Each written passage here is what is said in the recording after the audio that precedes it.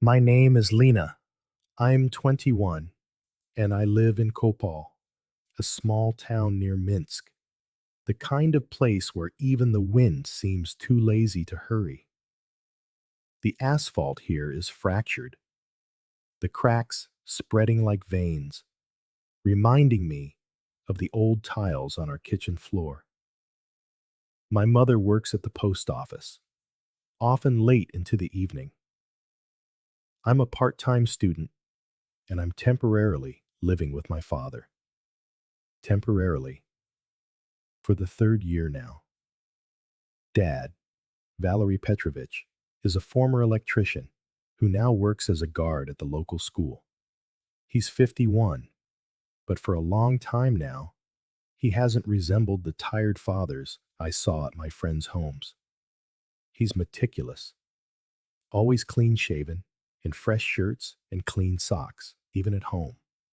He takes care of himself and always smells of something minty, as if he's still waiting for life to ask him on a date. We live together in a two-room Khrushchevka. My room holds an old dresser, an armchair, and a bed with a worn headboard. But recently, I tidied up. I spread out a new beige blanket, placed a lamp with a warm glow on the nightstand, and hung a thin white curtain.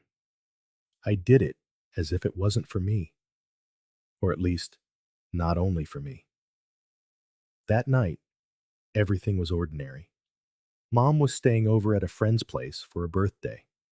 Dad and I ate draniki, drank fruit compote, and silently watched some Belarusian soap opera. I was in my favorite home attire, a soft, grayish-beige dress, mid-thigh length, with long, slightly fitted sleeves. On my legs were knee-high socks, gray, with fine stripes just above the knee. Colorless balm on my lips.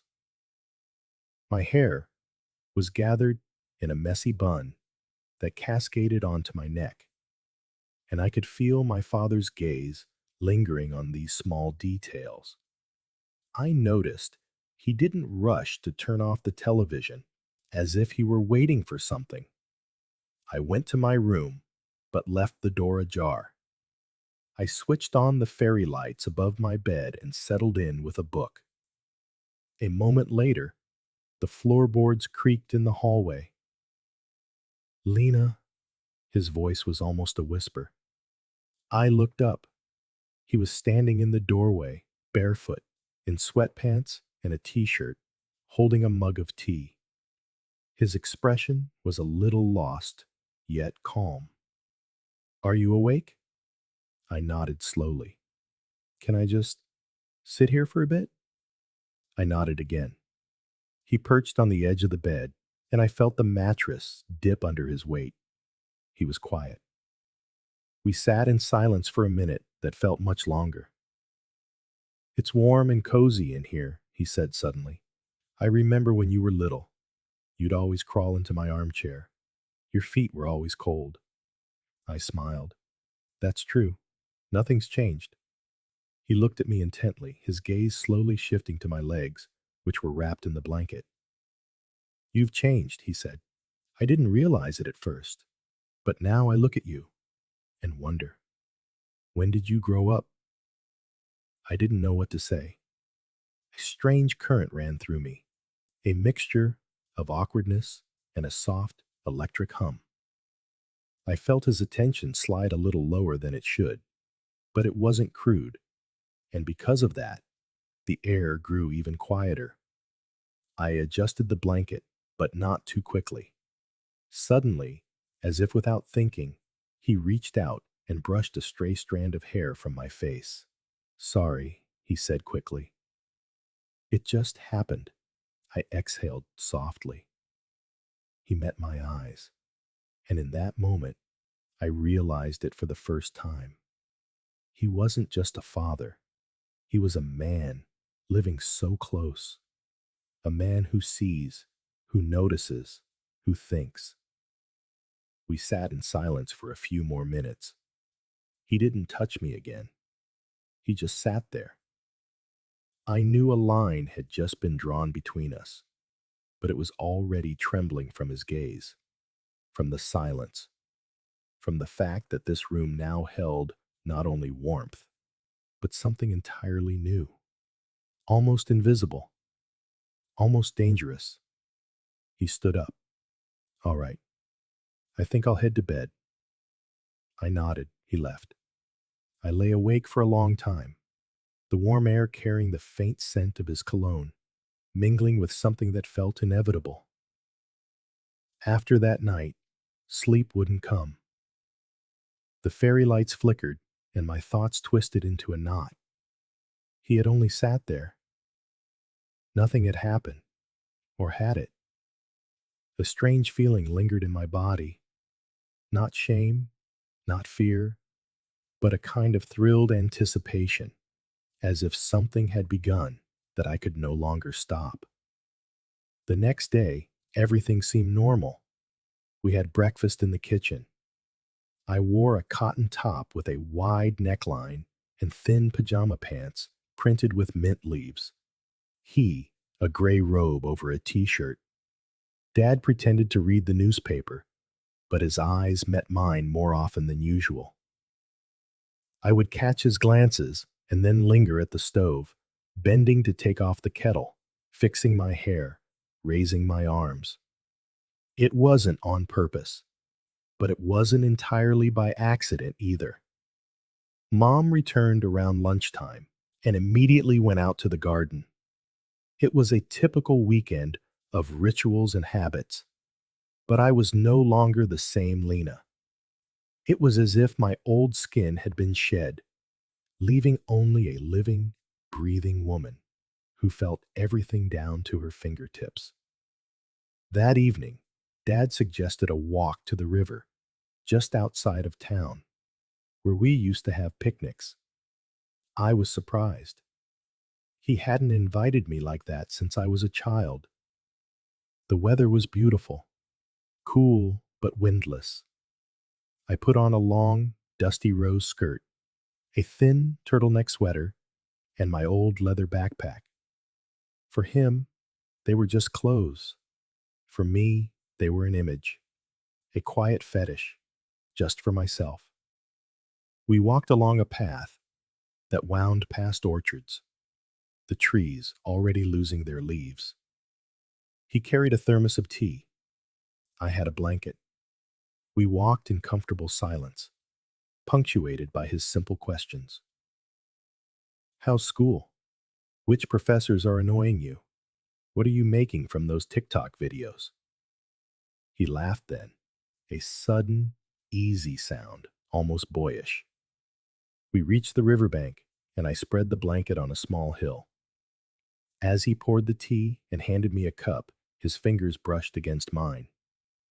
I shivered, not from the cold, but from how simple it was and how close it felt. With you, I feel young again, he murmured, staring into the distance. You've changed? And you, Dad, I said softly, are not who I imagined you to be all this time. You're more than just my father. He turned to face me. A faint blush colored his cheeks, and there was uncertainty in his eyes. But he didn't look away. He watched me for a long moment, then slowly raised his hand, not to my cheek or my shoulder, but to a strand of hair that had fallen across my temple. May I? He asked, his voice barely audible. His hand reached for my face, hesitant and slow, stopping a centimeter away, as if asking for permission again. I gave a slight nod. His fingers grazed my cheek, my ear, my neck. A tremor went through me. I didn't pull away. There were no words, no fear, only our breath, short and ragged, like the air before a storm. I'm afraid, he whispered. Not that this is wrong, but that I'll want more. I already do, I confessed. He pressed his lips together, took a step back, then moved forward again. He took my hands in his and sat beside me on the blanket. His palms were hot and strong. I mustn't, he said, his voice strained. I have no right. But I do. I'm an adult. I get to choose. He looked into my eyes, searching them, as if he were seeing me for the very first time, not as Lena, his daughter, the girl with messy hair and a love for Draniki, but as a woman, someone who feels and who knows when to be silent. You smell like vanilla today, he said quietly. I wore it for myself. He gave a wry smile. I stood up, moved closer, and placed a hand on his shoulder. He didn't flinch. I sat next to him, my knee brushing against his leg. His hand came to rest on mine, hesitant but steady, and we stayed like that. No kisses, no passion. Only the electric silence crackling between us. I realized then that we had crossed a line, even if not with our bodies. With our souls, we had. Sunday morning was murky, like a forest thicket after rain. I stood by the window, wrapped in a blanket, as the sun struggled to break through the clouds. Dad was asleep. He hadn't come to my room, hadn't asked for tea, and yet the house was filled with a silence that wasn't peaceful, but anxious, the kind you feel when you're waiting for something you're afraid will happen. I made breakfast. I wore a gray fitted dress that ended just above my knees, with long sleeves and a round neckline that revealed my collarbones. On my legs, I wore knitted knee socks. My hair was in a messy bun, my lips glossy from a honey balm. Every detail felt accidental, but every movement was deliberate. He came into the kitchen, his hair tousled, eyes a little puffy. He looked so close, so well. Morning, he said, sitting down. Did you sleep? He nodded, a little. I set a cup of coffee in front of him. We were silent for a long time, until he finally said, I thought if I didn't come to you, it would all stop. Do you want it to stop? He just looked into my eyes. No answer was needed. The day passed in a haze. He fixed a shelf in the living room. I knitted by the window, my fingers trembling.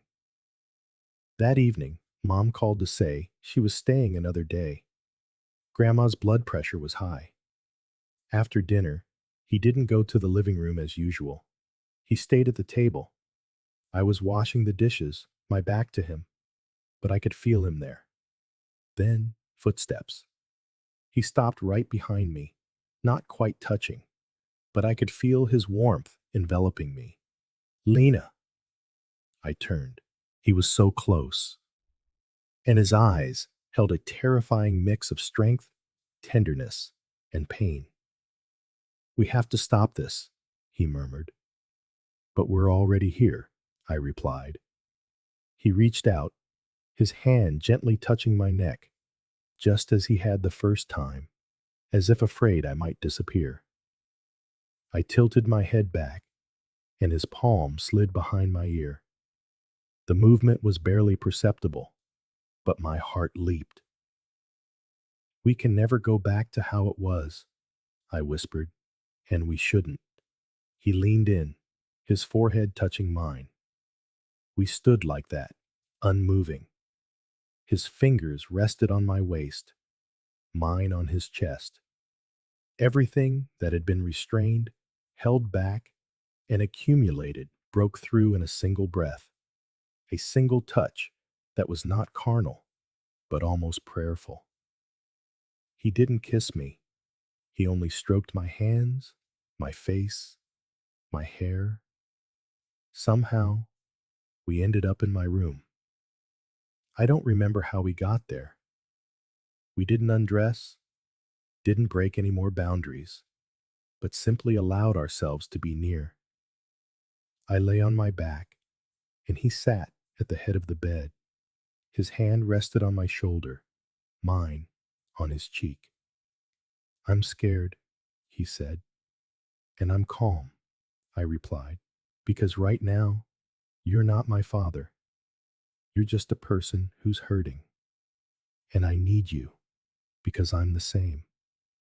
He looked at me for a long time, then stood up, careful not to touch me again. "I have to go, Lena. Now, not out of the room, out of all of this, while I still can." I nodded. He left. I remained there, lying in my dress and knee socks in the empty room, my body humming, my mind blank. I got up and went to the mirror. The reflection staring back wasn't a girl, not a daughter. It was a woman who had touched the edge of her own universe and survived. Late that night, I heard the front door slam. He was gone, not just from the apartment, but from this part of our lives. Left on the kitchen table was his lighter, the one with the small engraving, and a note. "Forgive me if you can. Remember that, at least once, I was alive next to you." I clutched the lighter in my hand. The metal was still warm, like his breath.